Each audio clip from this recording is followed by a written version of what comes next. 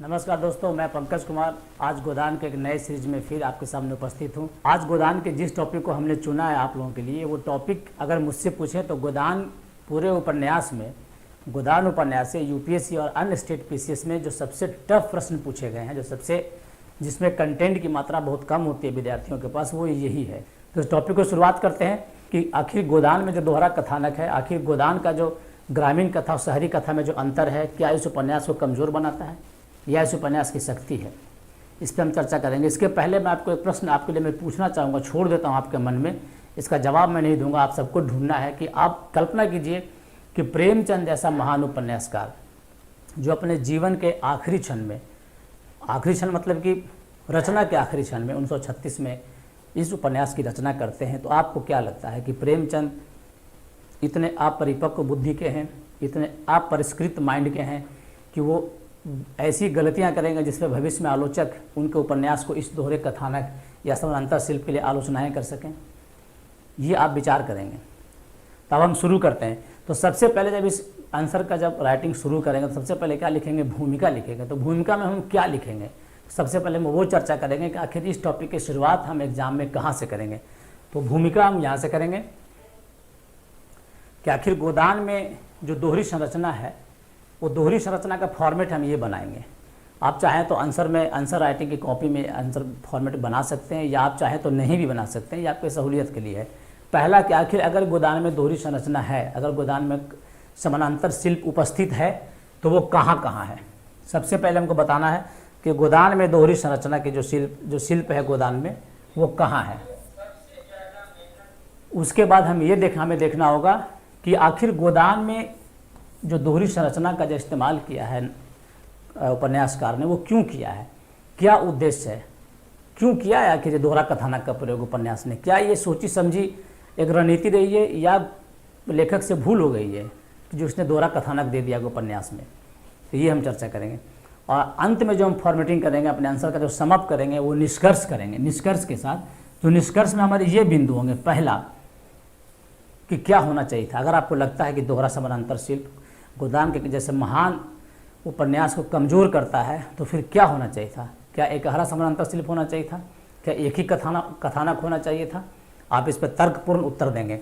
दूसरा, आपका निष्कर्ष में ये पॉइंट होना चाहिए कि ये जो दोहरा कथानक है, ये शहर और गांव की जो कथा, समानांतर कथा जो चल रही है पूरे उपन्यास में, ये उपन्यास की शक्ति है या सीमा।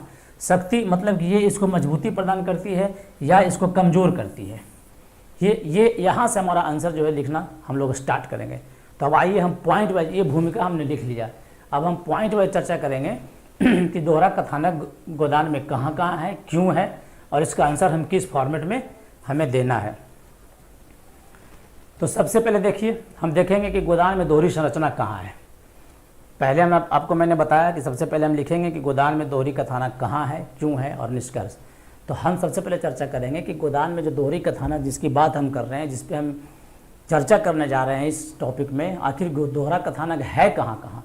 तो मोटा मोटी उपन्यास का दो पार्ट होता है, एक होता है कथ्य और एक होता है शिल्प। तो आपको यही देखना है कि गोदान में अगर दोहरा कथानक उपस्थित है, अगर समानांतर शिल्प उपस्थित है, तो आखिर गोदान में कहाँ कहाँ उपस्थित है।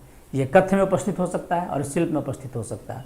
अगर कथ्य में उपस्थित है तो कहाँ कहाँ है हम इसकी खोज करेंगे, अगर शिल्प में उपस्थित है तो कहाँ कहाँ हम इसकी भी खोज करेंगे, और इन दोनों को जो मिलाकर जो हम आंसर लिखेंगे वही हमारा निष्कर्ष होगा।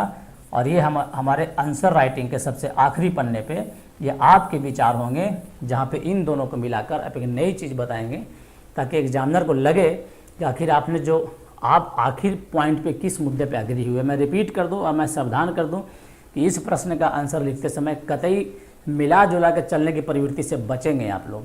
या तो दोहरे कथानक शिल्प, दोहरे कथानक के पक्ष में लिखेंगे या तो विपक्ष में लिखेंगे। थोड़ी बहुत कमियां दोनों को जरूर बता देंगे, दोनों की अच्छाइयाँ बता देंगे, लेकिन आपको आखिरी में अपना एक पक्ष चुन लेना होगा।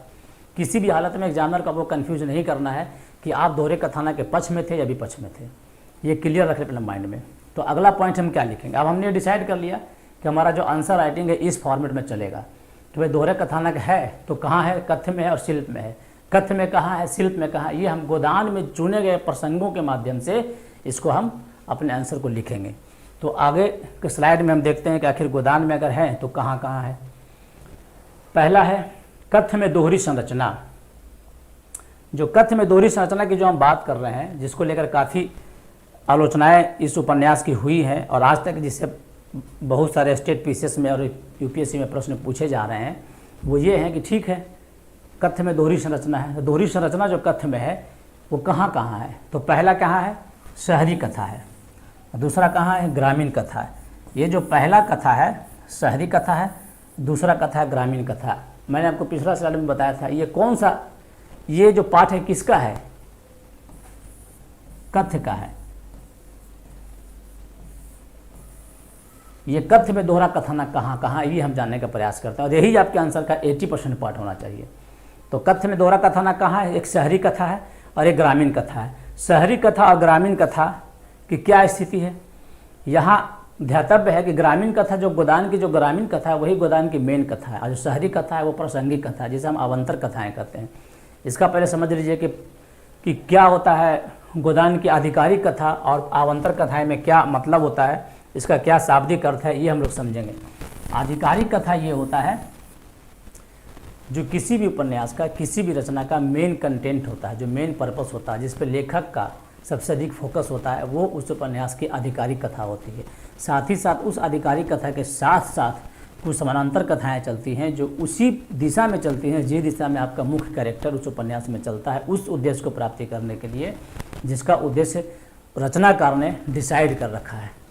और सबसे अच्छी बात उसमें ये होनी चाहिए कि जो अवान्तर कथाएं, जिसे हम प्रासंगिक कथाएं कहते हैं, वो आधिकारिक कथा से इंडिपेंडेंट नहीं होना चाहिए।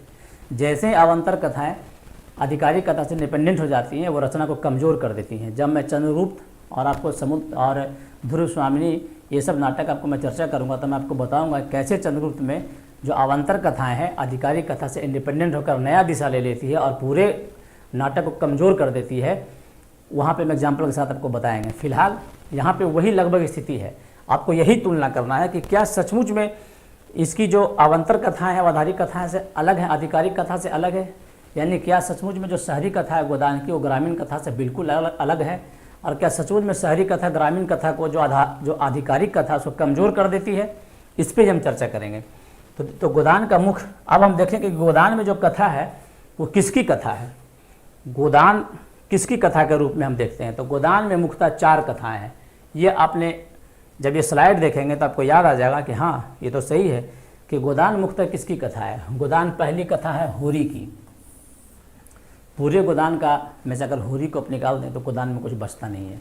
तो गोदान का जो हमारा जो मेन कैरेक्टर है, जो इनफैक्ट जो गोदान का नायक है वो हमारा होरी ही है। तो पहली कथा किसकी है, होरी की है। तो होरी के साथ उसका पूरा परिवार है, धनिया है, रूपा है, सोना है, जो भी है उसके साथ जुड़ी हुई है। तो होरी की पहली कथा है। दूसरी कथा है राय साहब की कथा है। ये राय साहब भी बड़ा इंपॉर्टेंट है। ये वो व्यक्ति हैं जो गांव और शहर को जोड़ेंगे। आपके गोदान उपन्यास में ये गांव और शहर को जोड़ने वाले एक प्रमुख कैरेक्टर हैं। दूसरी कथा राय साहब की। राय साहब की अपनी कथा है। राय साहब के बेटे और राय साहब की जो बेटी है लक्ष्मी, उसका अपना अलग कथा है। राय साहब की अपनी कुछ समस्याएं हैं, वो इनकी कथाओं में आपके दिखने को मिलेंगी। तीसरी कथा है गोबर की कथा। गोबर की कथा अगर मुझसे पूछें तो गोदान की सबसे इम्पोर्टेंट कथा है, क्योंकि गोबर ही वो कड़ी है जो शहर को गांव से जोड़ता है। गोबर ही जब जाता है शहर में, जब शहर से वापस आता है तो नई चेतना लेकर आता है, नई राजनीतिक समझ लेकर आता है। और उस समझ और चेतना के साथ जब वो गांव में वापस आता है तो होरी जो हर शोषण को चुपचाप स्वीकार किया जा रहा था उसका प्रतिकार करता है और कई मुद्दों पे होरी से उसके संघर्ष की लगभग स्थिति आ जाती है। तो होरी वो कड़ी है, गोबर वो कड़ी है जो गांव और शहर के बीच को जोड़ता है इस कथा को। तीसरा कौन सा है, मेहता और मालती।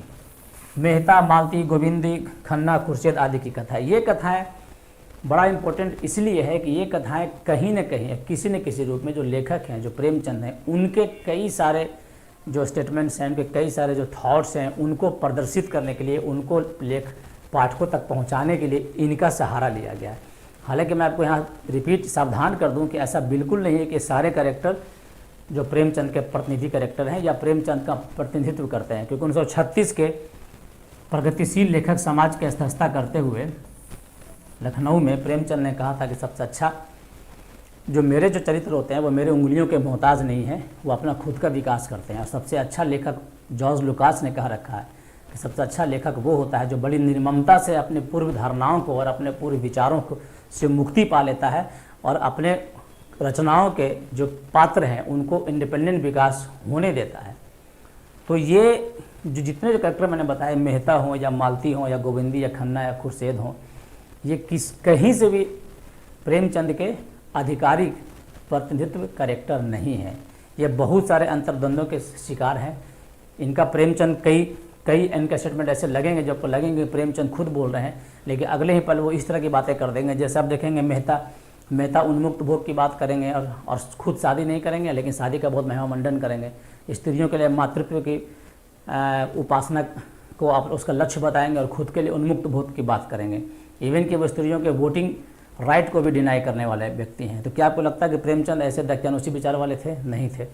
तो प्रेमचंद ने इनको अपने विचार दिए हैं, लेकिन इनके विचार प्रेमचंद के नहीं हैं।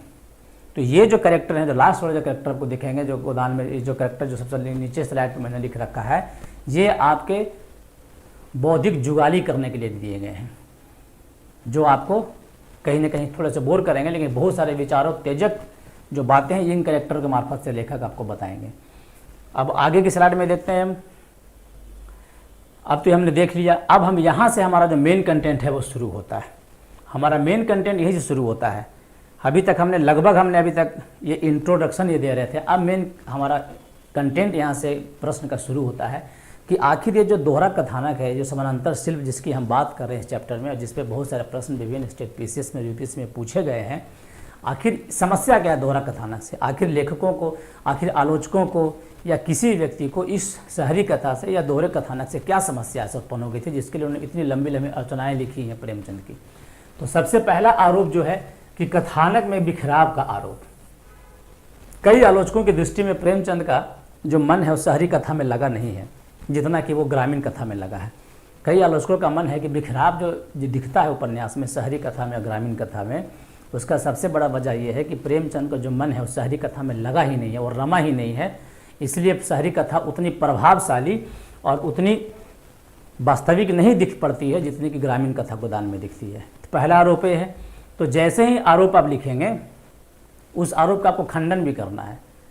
मतलब जो आरोप आपको लगाने हैं आलोचकों के माध्यम से, उस आरोप को आपको खंडन करना है, या तो अपने तर्कों से या किसी और आलोचक के माध्यम से जिन्होंने इसके पक्ष में कुछ कह रखा है।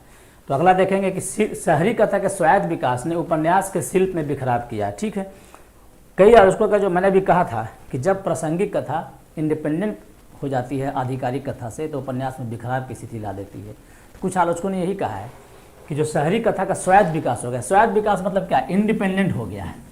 शहरी कथा कहीं कहीं इंडिपेंडेंट हो गया। तो जैसे ही शहरी कथा इंडिपेंडेंट हो जाएगा, उपन्यास के शिल्प में बिखराव हो जाएगा। शिल्प में बिखराव मतलब क्या हो जाएगा? ये लूज पड़ जाएगा, थोड़ा सा ढीला ढाला हो जाएगा। उपन्यास थोड़ा सा ढीला ढाला हो जाएगा, थोड़ा सा लूज पड़ जाएगा। उतना टाइट या उतना मतलब कि उसका जो संगठन है वो बहुत ही घनत्व जो उसका है संगठन का, वो थोड़ा सा कम हो जाएगा, ऐसा आलोचकों का मानना है। परंतु निष्कर्ष पर पहुंचने के पहले मैंने लिख रहा है कि प्रेमचंद के द्वारा जो अपनाए गए जो तरीके हैं कि ठीक है, हमने कह दिया कि शहरी कथा जो है अवंतर कथा थी, आधिकारिक कथा हमारी ग्रामीण कथा और कहीं कहीं इंडिपेंडेंट हो जाती है। लेकिन पहले हमको ये जानना पड़ेगा कि ठीक है, हमने दो कथा तो लिख दी उपन्यास में, शहरी कथा ग्रामीण कथा। तो इस दोनों उपन्यासों में जोड़ने के लिए इन दोनों कथाओं को हमने किस किस सूत्र का प्रयोग किया, हम उन दोनों कथाओं को जोड़ने के लिए क्या क्राइटेरिया रखा, कितने कैरेक्टर रखे, कैसे हम दोनों कथाओं को जोड़े हैं, इस बात पर चर्चा के बगैर इस पॉइंट का हम काउंटर नहीं कर सकते हैं। तो हम आइए इस पॉइंट पर चर्चा करते हैं। तो सबसे पहले देखेंगे कि प्रेमचंद यानी कि लेखक ने इनके कथाओं को जोड़ने के लिए जो सूत्र संपर्क सूत्र बनाए हैं उस पर चर्चा करने के लिए पहला पॉइंट है कि संपर्क सूत्र में, कथा के संपर्क सूत्र में 3 गुण होने चाहिए। पहला कि संपर्क सूत्र की संख्या कितनी है, मतलब कितने जो कैरेक्टर हैं वो दोनों कथाओं में कॉमन है, मतलब जो शहरों में भी, शहरी कथा में भी शामिल हैं और ग्रामीण कथाओं में शामिल हैं, ऐसे कितने कैरेक्टर गोदान में उपस्थित हैं। दूसरा है कि संपर्क सूत्र की बारंबारता कितनी है, फ्रीक्वेंसी कितनी है। फ्रीक्वेंसी मतलब वो कितनी बार शहर गए हैं, कितनी बार गांव आए हैं, कितनी बार शहरों से आवागमन उनका हुआ है, ताकि दोनों कथाओं के बीच में जो संपर्क सूत्र की जो क्वालिटी है वो मेंटेन रहे, बार बार लोग एक दूसरे से मिलते जुलते रहें। तीसरी क्वालिटी है कि संपर्क सूत्र की क्वालिटी, क्वांटिटी नहीं, क्वालिटी। ठीक है, हो सकता है कि वो 2 ही बार मिले, लेकिन 2 ही बार मिले तो ऐसा मिले कि ग्रामीण और शहरी कथा को लगभग आपस में एकदम घनत्व के साथ जोड़ दे, तब तो कुछ बात हो। अगर ऐसा नहीं होता है तो उपन्यास में के शिल्प में थोड़ा सा बिखराव आने का जो आरोप है वो कहीं न कहीं सच प्रतीत होता हुआ दिखाई पड़ता है। तो अब इसको हम देखते हैं उपन्यास में क्या क्या इसका हुआ है। उपन्यास में इन संपर्क सूत्रों का इस्तेमाल प्रेमचंद जी ने कैसे किया है उस पर हम चर्चा करते हैं। पहला कि गोदान के कुल पात्र हैं 86, लगभग 86 पास जो कैरेक्टर हैं गोदान में लिखे हैं प्रेमचंद ने। उसमें शहर तथा गांव की कथा का जोड़ने वाले 4 चरित्र हैं, 4 कैरेक्टर। पहला गोबर, याद कीजिए गर्भवती झुनिया को छोड़कर ये लखनऊ भाग जाता है, शहर में जाता है पहला कैरेक्टर जो गांव से शहर में जाता है। दूसरा राय साहब, राय साहब एक शहरी जमींदार हैं, गांव के रहते हैं शहर में। सेमरी बेदारी में बहुत स्पष्ट प्रेमचंद ने पहले पन्ने पे लिख दिया था कि सेमरी बेदारी का क्या अंतर है, ये रहते हैं बेदारी में और ये हैं शहरी कैरेक्टर लेकिन गांव में आते हैं, ये गांव से जुड़े हुए हैं। तीसरा कैरेक्टर है मेहता और मालती, ये दोनों भी शहरी और ग्रामीण दोनों कथाओं में कहीं न कहीं उपस्थित हैं। तो ये 4 कैरेक्टर मेन कैरेक्टर हैं जो शहरी कथा और ग्रामीण कथा में संपर्क सूत्र स्थापित करते हैं। अब हम देखते हैं कि ये कैरेक्टर तो 4 हैं, अब ये चारों कैरेक्टर कितनी बार ग्रामीण और शहरी कथा के बीच संपर्क स्थापित करने में सफल होते हैं। तो कितनी बार सफल हुआ है, तो गोबर 2 बार। गोबर पहली बार गांव से भागा था, आपको याद होगा, जब वापस आता है फिर झुनिया को लेकर चला जाता है। उसके बाद गोबर होबर की मृत्यु तक पहुंचता नहीं है। तो गोबर 2 बार है जो कि शहर से गांव के बीच संपर्क बनाता है। राय साहब 1 बार धनुष से आगे के अवसर पर उपस्थित होते हैं, वहाँ भी जब उपस्थित होते हैं तो ग्रामीण कथा में बहुत बड़ा मोड़ नहीं देते हैं, छोटा सा भाषण देते हैं होरी को, जिसमें वो अपना मजबूरियों का रोना रोते हैं और अगले ही पल बेगार करवाने के लिए, ज़बरदस्ती बेगार करवाने के लिए हंटर उठा लेते हैं। तो ये एक राय साहब का हुआ। तीसरा हुआ मेहता मालती। मेहता मालती 1 बार जाते हैं, गांव जाते हैं और गांव जाने के बाद वो बजरे का जो नाटक करते हैं उपन्यास को, तो वहाँ पे थोड़ा सा बोर ही कर देते हैं वो। और ये आपने पढ़ा होगा कि मालती का ग्रामीण महिलाओं का सफाई का भाषण भी हास्यास्पद दिखता है। जब मालती जाती है ग्रामीण महिलाओं में तो सैनिटेशन पे जो छोटा सा लेक्चर देती है तो धनिया समझ ही नहीं पाती है कि भाई गाँव की जिन महिलाओं को खाने के घर में पैसे नहीं है वो सैनिटेशन पे क्या भाषण सुनेगी मालती का। तो ये भी संपर्क सूत्र है जो कि बहुत अच्छा बन नहीं पड़ता। ऐसा लगता है जैसे लेखक ने ज़बरदस्ती मालती को गांव में पहुंचा दिया है। वो शायद इसीलिए क्या वो उपन्यास को समेटना था, ख़त्म करना था, तो लेखक के पास इतना टाइम नहीं था कि वो एक ऐसा रियल घटना क्रिएट करें जिसमें मालती है जो कि गांव में जाए। इसलिए लगभग ज़बरदस्ती लेखक ने मालती को गाँव पहुँचाया है। चूँकि गाँव जाने के बाद कुछ भाषण देना था तो भाषण भी थोड़ा सा दिलवा दिया है। अब इसमें जो अगला पॉइंट आपका होगा, ये कई आलोचकों ने, जो विभिन्न आलोचकों ने जो क्या क्या कहा है इस टॉपिक के बारे में कि गोदान के समानांतर शिल्प के बारे में, या गोदान में जो दोहरा कथानक है, शहरी कथा और ग्रामीण कथा में जो बिखराव दिखता है, तथा कथित बिखराव जो दिखता है, उसके बारे में भी विभिन्न आलोचकों ने क्या क्या राय दी है, उसके कम से कम मिनिमम दो जो आपके जो आलोचकों का राय है आपको जरूर याद रखना चाहिए। क्योंकि रटने की बात नहीं है, इसका कंटेंट भी आप समझ जाएं। तो अगर आपने एग्जाम में ऐसा लिख दिया आपने, तो ये बहुत ही अच्छा इंप्रेशन एग्जामिनर के मन में पैदा करेगा आपके लिए। तो विभिन्न आलोचकों ने क्या कहा है देखिए। पहला कहा है कि ग्रामीण कथा ही, ये गुलाब राय ने कहा है, गुलाब राय ने इन पर एक टीका टिप्पणी भी लिखी है गोदान पे। उसी में उन्होंने कहा है कि ग्रामीण कथा आधिकारिक कथा जबकि शहरी कथा प्रासंगिक कथा बनकर रह गई है। हम इसकी चर्चा पहले स्लाइड में कर चुके हैं। नजीर बेचन शर्मा ने कहा कि जिस प्रकार नदी के 2 तट परस्पर संबंध दिखते हैं पर होते नहीं, उसी प्रकार ग्रामीण व शहरी कथाएं असंबद्ध दिखती हैं पर उन्हीं के बीच से भारतीय जीवन की विशाल धारा बहती है। अब नंद दुलारे वाजपेयी ने कहा कि गोदान का शहरी व ग्रामीण पात्र एक बड़े मकान के 2 खंडों में रहने वाले 2 परिवारों के समान हैं जिनके एक दूसरे के जीवन में बहुत कम संपर्क है। अभी हमने पिछले साल में देखा कि 4 कैरेक्टर हैं।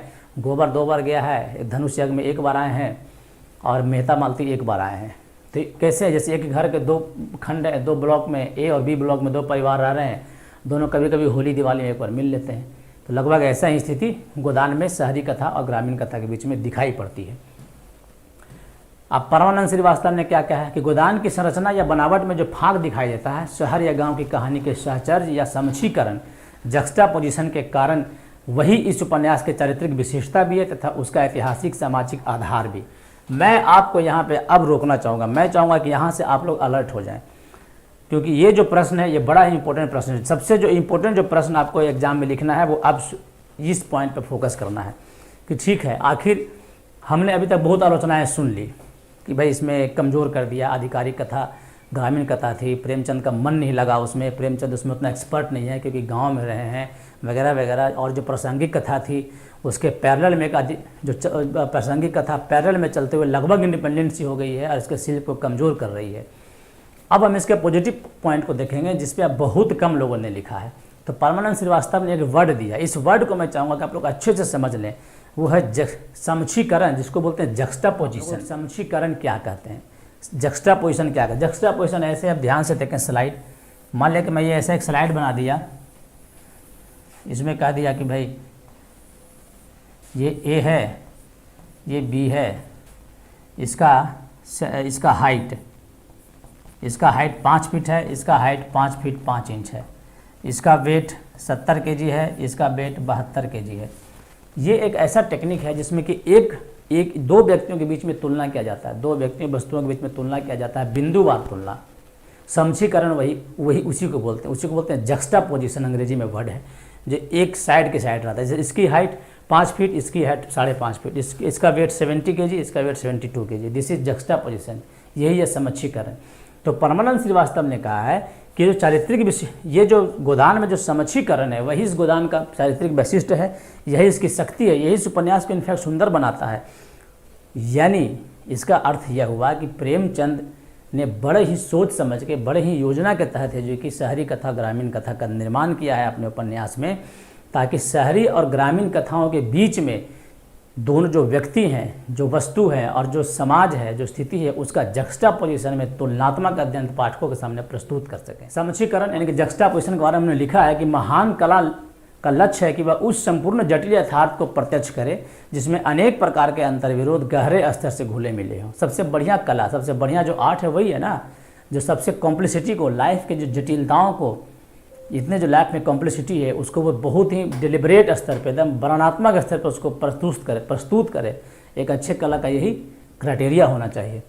कथा सूत्रों का दोहरापन और चरित्रों का समशीकरण प्रेमचंद की रचना शैली का शिल्पगत विशेषताएं हैं, जिसे आप कमजोरी मान रहे थे। इनफैक्ट जिसे कई आलोचकों ने या आपने भी जिसे प्रेमचंद की कमजोरी मान रखा था, इनफैक्ट वो प्रेमचंद की कमजोरी नहीं है, वो प्रेमचंद का शिल्पगत विशेषता है कि वो समशीकरण दो पात्रों के बीच में, दो स्थितियों के बीच में, दो सामाजिक परिस्थितियों के बीच में समशीकरण के प्रयोग पहले भी कर चुके हैं।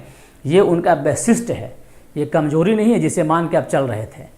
अब ये कैसे वैशिष्ट है, गोदान में कैसे इन्होंने उसका प्रयोग किया, वही इसका मेन कंटेंट है, कोर कंटेंट है इस प्रश्न का, जिस पे हम चर्चा करते हैं। अब देखिए समशीकरण कहाँ कहाँ किया है। पहले दो व्यक्तियों के बीच में करेंगे, फिर दो घटनाओं के बीच में करेंगे समशीकरण। अब देखिए कहीं होरी गोबर का समशीकरण है। होरी गोबर का समशीकरण बड़ा इंटरेस्टिंग है। कथा का पहले सूत्र पे ही होरी कहता है कि जिसके पांव तले गर्दन दबी हो उसको सहलाने में ही कुशल है। कथाकार बता देता है कि होरी का कैरेक्टर कैसा है, होरी क्या सोचता है अपने शोषक तत्वों के बारे में। तो होरी क्या सोचता है कि ठीक है भाई, पैर दबी है मेरे गर्दन, तो हम उस पैर को सहलाएंगे तभी हमारी भलाई है, क्योंकि होरी में विरोध करने की क्षमता नहीं है। विरोध करने की क्षमता तो छोड़ दीजिए, विरोध करने की इच्छा भी नहीं है। लेकिन वही लेखक जब गोबर का परिचय कराता आपसे, तो गोबर का परिचय कराते समय लेखक क्या लिखता है, इकहरा सांवला रंग, मुख पे संतोष की जगह विद्रोह, मुख पे असंतोष और विद्रोह। ये समशीकरण है। ये समशीकरण कैसे है कि होरी और गोबर का समशीकरण है। होरी जहाँ एक और दब्बू है, वहीं गोबर एक और असंतोष और विद्रोही है। ये दो कैरेक्टर का समशीकरण है। होरी और धनिया का समशीकरण है। कहीं कहीं देखिए होरी धनिया का समशीकरण है। जब हीरा है जो कि गाय को जहर देकर भाग जाता है, तो दरोगा जब आता है उसके घर में तलाशी लेने के लिए, तो होरी को लगता है कि ये तो उसका अपमान है, तो पैसे सूद पे लेके वो देता है उसके दरोगा को, ताकि उसके भाई के घर की तलाशी ना ली जाए। लेकिन धनिया क्या करती है, धनिया प्रचंड रूप धारण कर लेती है। धनिया होरी से मार खाती है, झगड़ा करती है, लेकिन वो पैसे देने से रोक ही देती है। ये होरी और धनिया का समशीकरण है। होरी मर्जाद में बिलीव करता है और अपने आप को कहता है, वो बार बार कहता है कि हम सब लोग क्या हैं, बिरादरी के चाकर हैं, बिरादरी से बाहर हम नहीं जा सकते। धनिया क्या कहती है कि हमारी जो नाक है किसी के प्राण से ऊंची नहीं है। मतलब धनिया इस शोषण के तत्व को होरी से बेहतर समझती है। तो ये होरी और धनिया का समशीकरण है। कहीं होरी के दुर्भाग्य से राय साहब के दुर्भाग्य की तुलना की गई है। देखिए जब होरी जाता है राय साहब के पास, तो राय साहब कैसे मीठी मीठी बातें करके बताते हैं कि लक्षण कर रहे हैं कि हमारी हस्ती मिट जाने वाली है वगैरह वगैरह। तो होरी को लगता है कि अरे हम अकेले थोड़ी मतलब कि दुर्भाग्यशाली हैं, राय साहब बेचारे कितने दुर्भाग्यशाली हैं, राय साहब के साथ भी जीवन में कितनी समस्याएं हैं। हमको तो लगता था कि ज़मींदार बन के बड़े खुश थे, लेकिन ना, ज़मींदारी में बहुत झमेले हैं। तो यहाँ होरी के दुर्भाग्य से राय साहब के दुर्भाग्य का समुच्चीकरण है। आगे आप देखेंगे कि जिस तरह से होरी का लड़का गोबर अपनी मर्जी से विवाह करता है, उसी तरह से इनका बेटा भी अपनी मर्जी से विवाह करता है सरोज से, जो मालती की बहन है। मालती की ईर्ष्या, इसमें जो सबसे बढ़िया जो मतलब कि समुच्चीकरण आया है, जिसे पता नहीं आपने ध्यान दिया कि नहीं दिया, वो है मालती की ईर्ष्या का विषय बनने वाले जंगली ग्रामीण लड़की। अब वो देखिए, जब वो बजरे पे शिकार करने जाते हैं तो दोनों थक जाते हैं, जंगल में भटक जाते हैं, तो मेहता को एक मिलती है लड़की, जो जंगली लड़की होती है, जो उसके लिए वो खाना बनाती है, उसको दवा देती है, दूध लाती है। तो मालती का जो उसके प्रति जो बिहेवियर है, मालती का जो विचार है उस लड़की के प्रति, वो बड़ा ही मतलब कि जलन भरा, ईर्ष्या भरा है। तो यहाँ पे तो लेखक मालती को लगभग एक्सपोज कर देता है। वो मालती जो अपने आप को आधुनिक विचारों की स्वामिनी कहती है, वो मालती जिसके बारे में लेखक शुरू में ही कह देता है कि यह ऊपर से तो तितली है लेकिन अंदर से मधुमक्खी है, यहाँ पे वो उल्टा दिखाई पड़ने लगती है। उसका अनोखा तनाव, जो उसका जो तनाव भरा रिश्ता जो बनता है वहाँ पे, जो जलन होती है, जब यहाँ तक वो कहती है मेहता को कि क्यों यहाँ तो रात भर रुकने का इरादा होगा आपका, क्योंकि रात में शिकार अच्छे मिलते हैं। तब जो मालती का जो ईर्ष्या है वो सतह पे आ जाता है और मालती को एक निहायत ही एकदम छोटा सा साधारण सा ग्रामीण कैरेक्टर के रूप में परिवर्तित कर देता है और इसके सारे आधुनिकता तथा कथित आधुनिकता के लेखक धज्जियाँ उड़ा देता है। तो ये जो समुच्चीकरण है उस जंगली ग्रामीण लड़की का मालती के साथ है। लेकिन इस घटना में जो मालती का जो अस्तित्व के जो इसी घटना में जो मालती का जो रियल कैरेक्टर है, जो अस्तित्व है, वो अंकुरित होता है। मतलब मालती में जो नेचुरल, जो प्राकृतिक जो स्त्रियों का जो गुण होना चाहिए था, जिसको उसने दबा रखा था, वो यहाँ पे अंकुरित होता हुआ दिखाई पड़ता है। और लेखक है जो कि यहाँ पे सफल हो जाता है मालती के एक नए कैरेक्टर को दिखाने के लिए पाठकों को। उसी तरह से मेहता मालती का समुच्चीकरण पाठक के बीच में द्वंद्व उत्पन्न करता है। मेहता मालती का समुच्चीकरण दोनों शहरी कैरेक्टर, लेकिन दोनों के विचार में बहुत ही डिफरेंट है। जहाँ मेहता प्रेम को खूंखार शेर मानते हैं, वहीं मालती प्रेम को समर्पण का विषय मानती है। जहाँ मेहता हर वक्त परीक्षक बन के प्रसाद पाना चाहते हैं, वहाँ मालती है जो कि बोलती है प्रेम संदेह से ऊपर की वस्तु है।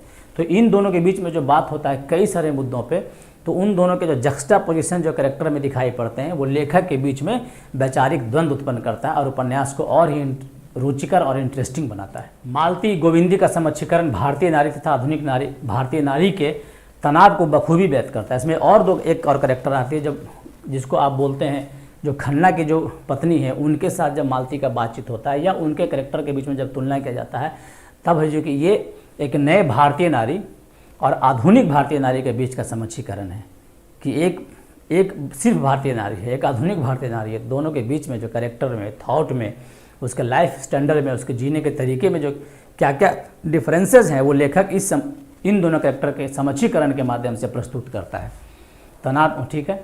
मिर्जा, तनखा, राय साहब, राजा साहब का समुच्चीकरण कथा को एक रस नहीं होने देता। ये जितने कैरेक्टर आप देख रहे हैं, मिर्जा साहब, तनखा साहब, राय साहब, राजा साहब, ये सब का कहीं न कहीं एक तरह से इनके विचारों का समुच्चीकरण जो होता है, वो लेखक को पाठक को नए नए आइडिया देता है और पूरे उपन्यास को एक रस होने से बचाता है। अब सबसे बड़ा आरोप जो हम लगवा रहे थे कि ठीक है, आखिर हमने ग्रामीण कथा लिखा क्यों? जब गोदान को हमने ग्रामीण कथा ही लिखना था, तो शहरी कथा हमने क्यों दिया? एक ये भी आरोप है। तो उस पर आपका ये जवाब होना चाहिए कि जो गांव और शहर की जो कथा की संबद्धता है, मतलब दोनों का जो जुड़ाव है, दोनों के बीच में जो कनेक्टिविटी है, वो सिर्फ औपन्यासिक सुविधा नहीं है। मतलब सिर्फ उपन्यास लिखने के लिए, सिर्फ एक उपन्यास में हमको गांव और शहर दोनों की कथा को लिखना है, इसके लिए कुछ भी नहीं लिख दिया गया है। या सिर्फ इसलिए नहीं लिख दिया कि भाई हमको उपन्यास लिखना है तो चलो भाई थोड़ा सा शहर के लिखेंगे, थोड़ा सा गाँव के भी लिख देते हैं। इसके लिए, सिर्फ इस बात के लिए ये कथा नहीं लिखा गया। ग्राम तथा शहर की कथा आवश्यक थी, क्यों? अब इस पर हम चर्चा करेंगे। ठीक है, अगर हमको ग्राम कथा और शहरी कथा लिखना ही था तो ये हमें क्यों लिखना था? ये पॉइंट ही इसको काउंटर करेगा कि गांव तथा शहर की कथा की संबद्धता है, जो महज औपन्यासिक सुविधा नहीं है, बल्कि लेखक की आवश्यकता है। गोदान को परिपूर्ण करने के लिए, गोदान को एक महाकाव्यात्मक उपन्यास का दर्जा देने लायक बनाने के लिए ये जरूरी था कि इसमें शहरी कथा भी हो। और कैसे, क्यों, इस पे ये देखने वाली बात। समुच्चीकरण हमने देखा कैरेक्टर के बीच में।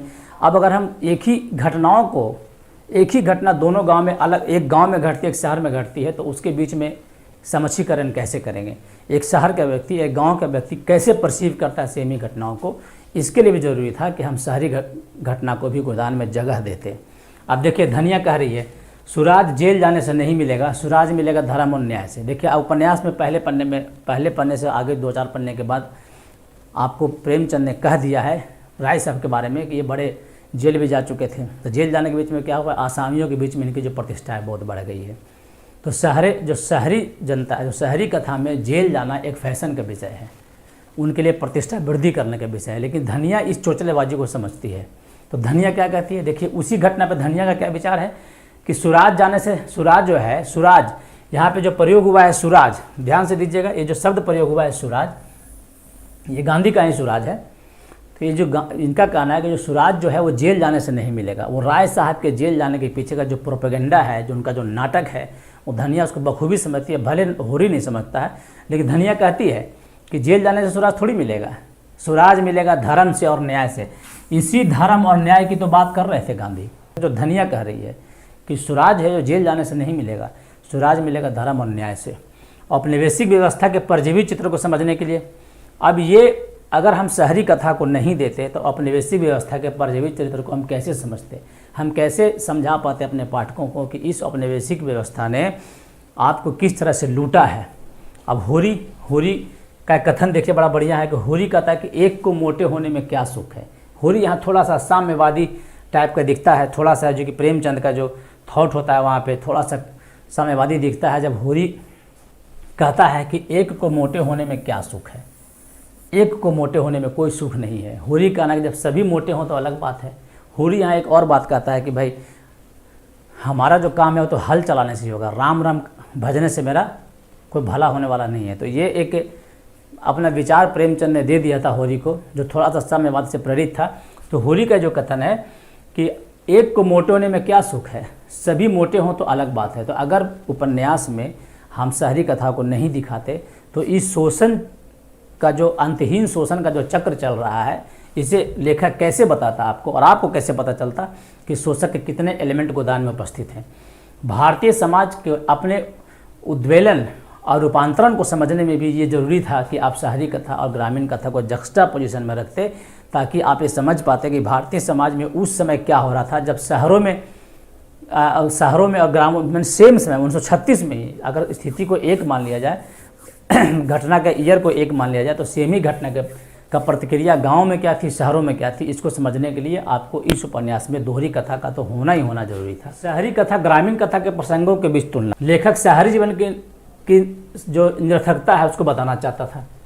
ठीक है, लेखक बताना चाहता है कि शहरी जो जीवन है वो जैसा कुछ दिखता है ना वैसा है नहीं, ऊपर से लीपा पोती किया हुआ है, सच्चाई ऐसा कुछ है नहीं। तो धनुष यज्ञ जो प्रहसन है उसमें आप देखे होंगे कि बौद्धिक जो जुगाली में व्यस्त हैं सभी लोग। मेहता भाषण दे रहे हैं, मेहता सीधा सवाल करते हैं कि हम या तो साम्यवादी हैं या नहीं है। बहस चल रही है ऊंच नीच पर, आदर्शवाद पे, सिद्धांतवाद पे, धन की प्रमुखता पे, मुक्त भोग पे, विवाह पर, क्या भाषा क्या व्यवहार, सब नकली, सब दिखाने के लिए, सब बौद्धिक जुगाली कर रहे हैं। ऐसे ही बौद्धिक जुगाली करने वाले हमारे देश में बहुत सारे लोग होंगे जो लाखों रुपया का फीस लेकर या लाखों करोड़ों कमा कर वो जनता को ये बता रहे होंगे कि इस देश में भाई बहुत ये है, बहुत ज़्यादा अंतर है गरीब और अमीर के बीच में, इसको सरकार को कुछ करना चाहिए वगैरह वगैरह, एकदम सिस्टम बहुत लैप्स हो गया है, ख़त्म हो गया है, और खुद उनकी फ़ीस रहेगी लाखों रुपये।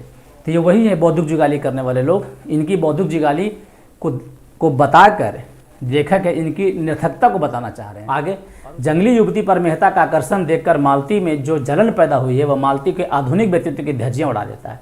यहाँ वह शिक्षित आधुनिक नारी नहीं बल्कि साधारण कमज़ोर औसत और घरेलू नजर आती है। तो ये लेखक ऐसी प्रसंगों को चुनकर आपके सामने रखता है ताकि आप एक तुलनात्मक अध्ययन करें और ये समझने में सफल हो पाएँ कि आखिर एक ही घटनाओं का, एक ही प्रसंगों का शहरी जीवन पर, ग्रामीण जीवन के लोगों पर क्या प्रभाव पड़ता है, उस पर कैसे रिएक्ट करते हैं, उसके प्रति कैसे विचार अभिव्यक्त करते हैं, ये बताने के लिए भी इस उपन्यास में दोहरा कथानक होना जरूरी था। अब उसमें आपने देखा कि ये जो आधुनिक नारी है मालती, वो उस जंगली युवती से इतना जलन और ईर्ष्या करती है कि उसमें पता नहीं क्या क्या मतलब मेहता को डांटती है वो। ठीक, तो उसका जो प्रेम है देखिए, उसके प्रेम में क्या है, ईर्ष्या है। वही मालती है जो कहती है कि प्रेम में तुम परीक्षक बनकर प्रेम के मंदिर में प्रसाद नहीं पा सकते हो। तो भाई तो ईर्ष्या से पा सकते हैं क्या मैडम? आप जो ईर्ष्या दिखा रही हैं उससे प्रेम पा सकती हैं क्या? ये ईर्ष्या, ये डाह, ये जलन, ये आधुनिक नारी में, मालती जैसे आधुनिक नारी में 1936 की मालती आज के 2050 की मालती से ज़्यादा आधुनिक होगी। उसमें भी ये नारी सुलभ जो कमजोरियां हैं वो लेखक दिखाता है। लेकिन इसी सेम रील में, सेम फ्रेम में लेखक झुनिया के प्रेम का वर्णन करता है। लेखक कहता है कि गांव में अनुभव की झुनिया के जीवन में भी कुछ नया घटित हुआ है। अनुभव की झुनिया क्यों कहता है? लेखक जानता है कि झुनिया की दूसरा शादी है। झुनिया का पहला पति साम्राज्य दंगे में मारा जा चुका है। उसको गोबर से प्रेम है। झुनिया को यह पता है कि गोबर उससे प्रेम तो करता है कि गोबर में इतनी हिम्मत नहीं है कि उसको अपने घर के लेकर जा सके। झुनिया अनुभव पकी तो है और इसी अनुभव के परिपक्वता से वो गोबर की लिमिटेशन को, उसकी सीमाओं को समझती है। तो इसका क्या है, लेखक बताना चाह रहा है उस स्थिति को वर्णन करता है जब गोबर है गर्भवती झुनिया को घर में छोड़कर भाग गया है और झुनिया एक कमरे में बैठी हुई है। देखिए कितना बढ़िया लेखक लिखता है। मैं चाहूँगा इसे आप कोट करें और कम से कम इसकी, बहुत नहीं तो कम से कम एक लाइन को कोट करें कि दीवार पर तेल की कुप्पी जल रही थी और उसके मध्यम प्रकाश में झुनिया घुटने पर सिर रखे द्वार की ओर मुंह किए अंधकार में उस आनंद को खोज रही थी जो एक क्षण पहले अपनी मोहनी छवि दिखाकर भाग गया था। तो ये जो झुनिया का जो प्रेम है वो मालती के ईर्ष्या से लाख गुना बेहतर है। मतलब मालती मेहता से प्रेम करती है, लेकिन जब मालती जब देखती है कि भाई ये जंगली लड़की पे मेहता दम बहुत ज़्यादा आकर्षित होते जा रहे हैं, तो जो मालती के अंदर का जो ईर्ष्या था वो सतह पे आ जाता है और एक आधुनिक नारी से एक घरेलू और गंवार महिला में 2 मिनट में रूपांतरित हो जाती है। और एक गंवार और घरेलू महिला झुनिया, उसका प्रेम वर्णन करते समय, उसकी जो मन स्थिति बनाते समय देखिए जो लेखक का जो रचनात्मक कलाकारी देखिए कि दीवार पर तेल की कुप्पी जल रही थी और उसके मध्यम प्रकाश में झुनिया घुटने पर सिर रखे द्वार की ओर मुंह की अंधकार में उस आनंद को खोज रही थी जो एक क्षण पहले अपनी मोहनी छवि दिखाकर गायब हो गया था। ये जो लेखक की जो भाषा है, धरा प्रवाह भाषा, वो दुनिया के उस दर्द और तकलीफ को बयान करने के लिए बहुत ही सशक्त माध्यम बन जाता है जो दुनिया उसमें फील कर रही होती है। तो ये भी जो समक्षीकरण है, ये मालती और झुनिया के प्रेम का जो समक्षीकरण है वो ग्रामीण और शहरी प्रेम का समक्षीकरण है। और ये तभी संभव होता जब गोदान में दोहरा कथानक या समानांतर शिल्प उपस्थित होता। अगला पॉइंट है कि क्या गोदान में शहर की कथा जरूरी है? ये भी बड़ा इंपॉर्टेंट है। इसमें बहुत सारे पॉइंट्स मिलेंगे जो इसमें लिखे हुए हैं, उसको आप ध्यान से देखेंगे भी कि ठीक है कि क्या गोदान में शहरी कथा जरूरी थी? अगर हम शहरी कथा नहीं देते तो क्या बिगड़ जाता प्रेमचंद का? तो बड़ा आसान सा सवाल है कि पहला कि शोषण का समग्र रूप बिना इसके संभव नहीं था। ढहते हुए सामंतवाद की कोड से उपजा हुआ पूंजीवाद और इसका बहुकोणीय शोषण तभी सार्थक दिखता जब गोदान में शहर की कथा होती। भाई ये गोबर जो भागा है घर छोड़कर, जिस शोषण से बचने के लिए गोबर शहर गया है, वहाँ तो और संगठित और सुव्यवस्थित शोषण का शिकार होता है। अगर आप शहरों की कथा नहीं डालते तो गोबर के उस शोषण को कैसे दिखाते जो शहरों में हो रहा था? शहरों में भी उन्हीं का शोषण हो रहा है जिनका शोषण गांव में हो रहा है। शहरों में राय साहब का शोषण थोड़ी हो रहा है, खन्ना साहब का शोषण नहीं हो रहा है। शहर में उन्हीं का शोषण हो रहा है जिन्होंने गाँव से पलायन किया है। तो शहर की कथा इसके लिए भी जरूरी थी कि आप उन पलायन को और उन शोषण के समग्र रूप को आप दिखा सकें। मेहनत की दुनिया और मुनाफे की दुनिया में अंतर, ये एक आलोचक का कथन है कि गोदान का जो पूरा जो दोहरा शिल्प है, इसका एक वजह ये भी है ताकि लेखक आपको ये बता सके कि मेहनत की दुनिया और मुनाफे की दुनिया में क्या अंतर है, दोनों में क्या डिफरेंस है। तो अगर शहरी कथा आप नहीं जोड़ते तो लेखक आपको ये बताने में कैसे सफल होते कि दो मुनाफे की दुनिया और मेहनत की दुनिया में क्या अंतर है। अब याद कीजिए, होरी 4 बीघे का किसान, पिछला लेक्चर में मैंने बताया था कि 4 बीघे किसान के लिए जो गाय है इच्छा से महत्वाकांक्षा बन जाती है। और उसी उपन्यास में किसी और पन्ने पे जो खन्ना साहब हैं, जो 10 साल पहले बैंक में क्लर्क थे, अपने पुरुषार्थ और व्यवसाय के माध्यम से नहीं बल्कि स्पेकुलेशन के माध्यम से आज 4-5 मिलों के मालिक हैं। तो ये जो मुनाफे की दुनिया है और मेहनत की दुनिया में अंतर, ये तभी लेखक दिखा पाता जब उसे ग्रामीण कथा के साथ साथ शहरी कथा भी उस अपने उपन्यास में शामिल करता। इसलिए भी ये शहरी कथा का इस उपन्यास में होना जरूरी था। भारतीय जीवन की महाकाव्यात्मक उपन्यास है। भाई मैंने कहा कि भाई गोदान थोड़ी कृषक जीवन का महाकाव्य है, ये भारतीय जीवन का महाकाव्य है। तो क्या भारतीय जीवन में शहरी कथा नहीं आएगा? अगर आप गोदान में शहरी कथा नहीं डालते तो गोदान को भारतीय जीवन का महाकाव्य कैसे कहते? फिर तो उसे ग्रामीण जीवन का महाकाव्य कहते या कृषक जीवन का महाकाव्य कहते। तो ये भारतीय जीवन का महाकाव्य समग्र रूप से सभी व्यक्तियों का प्रतिनिधित्व करने वाला रचना तभी होता जब इसमें शहरी कथा का भी समावेश होता। तो इस पॉइंट ऑफ व्यू से भी शहरी कथा का होना इस उपन्यास में जरूरी था। अगला पॉइंट है शहरी कथा उतनी सशक्त क्यों नहीं है। हाँ, ये भी पॉइंट है कि शहरी कथा आखिर इतनी सशक्त क्यों नहीं है। जो आरोप प्रेमचंद पे लगाए गए हैं, इस उपन्यास पे लगाए गए हैं कि शहरी कथा उतनी पावरफुल नहीं बन पाई है जितनी ग्रामीण कथा बन पाई है। तो इसके कारण हमें ढूंढने होंगे, 4 पॉइंट्स हमें उन्हें लिखने होंगे अपने एग्जाम में। तो पहला क्या है कि लेखक का जुड़ाव स्वाभाविक रूप से शहरों से कम रहा है। बिल्कुल सही है। प्रेमचंद सिर्फ एक बार मुंबई गए हैं एक फिल्म का स्क्रिप्ट लिखने के लिए, और वो भी वहाँ पे रहे हैं जहाँ पे स्लम एरिया था। शायद इसीलिए जब प्रेमचंद गोबर के उस झोपड़पट्टी और उस जो मतलब जो स्लम एरिया में रह रहे मजदूरों की बात करते हैं तो बड़ा ही सार्थक, बड़ा ही परिपक्व दिखते हैं, जबकि खन्ना उन्ना के मामले में प्रेमचंद थोड़े से कमज़ोर पड़ जाते हैं। पहला वजह क्या है कि लेखक का जुड़ाव भी उतना नहीं है। दूसरा है कि प्रेमचंद का जुड़ाव शहरी संस्कृति से कम था। कथा दिया, कथा में बिखराव के बिंदु कहाँ, यही पॉइंट डिसाइड करेंगे कि आखिर प्रेमचंद शहरी कथा में उतने सिद्धस्त क्यों नहीं साबित हो पाए। तो हमें इन पॉइंटों के मार्फत से हमें साबित करना होगा कि शहरी कथा में प्रेमचंद का मन उतना ज़्यादा लगा नहीं है। जैसे पहला, धनुष्य का पूरा प्रहसन अनावश्यक है। अगर गोदान से इस घटना को आप निकाल भी दें तो पूरे गोदान उपन्यास पे फर्क पड़ने वाला नहीं है, क्योंकि यहाँ पे इन लोगों ने बौद्धिक जुगाली के अलावा कुछ किया भी नहीं है। धनुष्यक में शहर जाने के क्रम में गोबर को एक दंपत्ति मिलता है जो अपनी बीवी को पीट रहा होता है, उससे वो झगड़ा करता है, समझाता है, बाद में उसके घर जाता है। ये पूरा प्रकरण बिना मतलब का है। इसको हटा देने से गोदान के रचना या कथा के किसी भी गति पे कोई फर्क नहीं पड़ने वाला था। आगे देखेंगे, मिर्जा साहब कबड्डी प्रतियोगिता का आयोजन करते हैं बिना मतलब का, इसमें किसी तरह का कोई मतलब नहीं था। ये भी कथा अनावश्यक रूप से प्रतीत दिखाई होता है। खन्ना के मिल में आग लगने का काज कारण सिद्धांत प्रतिपादित नहीं होता है। खन्ना के मिल में आग लग गया है, किसने लगाया है, क्यों लगाया है, समझ में नहीं आता है। और पॉइंट ये नहीं है, पॉइंट है खन्ना के मिल में आग पहले लगाया, हड़ताल बाद में हुआ है। अगर ये हड़ताल पहले होती और उसके बाद आग लगती, थोड़ा सा काज कारण सिद्धांत समझ में आता। लेकिन यहाँ भी प्रेमचंद जो कि मजदूर चेतना दिखाने के लिए इसको ज़बरदस्ती डाल दिए हैं, और ये बहुत ज़्यादा प्रभावशाली बनता हुआ दिखाई नहीं पड़ता है। खन्ना की पत्नी का नाम कभी कामनी हो जाता है, कभी गोविंदी हो जाता है। ये भी एक ध्यान देने वाली बात है। लखनऊ के प्रसिद्ध दुकान के मालिक हैं मिर्ज़ा खुर्शीद, और शराब के लिए गोबर से पैसे मांगते हैं उधार, और शराब पीने के लिए उधार पैसे मांगने पर भी गोबर उन्हें नहीं देता है। लेकिन लेखक ये बताने में सफल नहीं हो पाता है कि भाई आखिर इनके जूते की दुकान में आग लग गई थी क्या, इनके जूते की दुकान में क्या हुआ था। लेखक ऐसा बता नहीं पाते हैं। तो ये भी जो घटना है उपन्यास में को बहुत ज़्यादा महत्वपूर्ण स्थान नहीं रखती है। फिर एक रूपा है, जो कि रूपा एक गाय भेजती है। आप पढ़ेंगे उपन्यास में, रूपा एक गाय भेजती है होरी के लिए, जो होरी के मरते दम तक, मतलब उपन्यास खत्म होने के आखिरी चरण पे है, वो रूपा की गाय अभी तक पहुंची नहीं है। काश वो पहुंच गई होती तो शायद होरी बच जाता, अगर नहीं बचता तो कम से कम गाय का दान तो कर ही देता। वो 20 पैसे के जगह पे दादाजी इनको एक गाय ही दान कर देता, लेकिन वो गाय पहुँचती नहीं है, रूपा द्वारा भेजी गई। गोबर का पहला बच्चा गायब हो जाता है, पता नहीं चलता है। सबसे अनर्थ प्रकरण है मेहता मालती का बजरे वाला प्रकरण। ये प्रकरण सबसे इम्पोर्टेंट है, जब जो ये बिना मतलब की बात में एक घटना जोड़ दिया गया है उसका ज्ञान बघाड़ने के लिए, और मेहता जी का वो भाषण सुनाने के लिए लेखक एक बजरे वाला प्रकरण डाल देता है, जिसमें बड़ा ही एक बेवकूफ़ाना अंदाज में लेखक कहवाते हैं मेहता से, जो बड़ा ही हंसी का मतलब कि विषय है।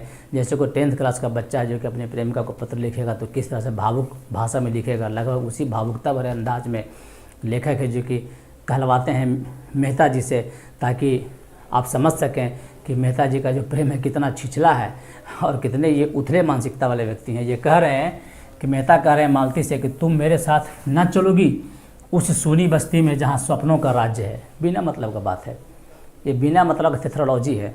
ये मेहता जी का भाषण देने का यहाँ कोई ज़रूरत नहीं था। ये प्रेम पे ये मेहता जी उस मालती को, जो आधुनिक नारी है, उसको उस सूनी बस्ती में ले जाना चाहते हैं जहाँ स्वप्नों का राज्य है। ये स्वप्नों का राज्य है कहाँ, ये सूनी बस्ती है कहाँ, इनको नहीं पता है। फिर ये जाएंगे क्यों वहाँ पे अंडे उबालने के लिए, ये भी इनको नहीं पता। बस इनको जाना है उस सूनी बस्ती में, स्वप्नों का राज्य में। ये कहाँ है ये सूनी बस्ती, इस स्वप्नों का राज्य में क्या मिलेगा इनको, ये मेहता जी को आइडिया नहीं है। ये प्रसंग पूरी तरह से अनावश्यक प्रतीत होता है। अब आपको लिखना है निष्कर्ष, जो सबसे इम्पोर्टेंट है। मैं फिर कहता हूँ निष्कर्ष ज़बरदस्ती नहीं लिखना है मित्रों। निष्कर्ष लिखने से पहले एकदम सावधान रहना है। अगर आपके कंटेंट अच्छे हैं, आपने इसके पहले कंटेंट बहुत अच्छे लिख चुके हैं, तो निष्कर्ष में बचने का प्रयास करें। निष्कर्ष बहुत कम लिखें, हार्डली 10 लाइन्स, 10 लाइन से ज़्यादा निष्कर्ष नहीं लिखें। निष्कर्ष लिखने से पहले अपने कलम चलाने से पहले डिसाइड कर लें कि आप इस टॉपिक के पक्ष में हैं कि विपक्ष में हैं।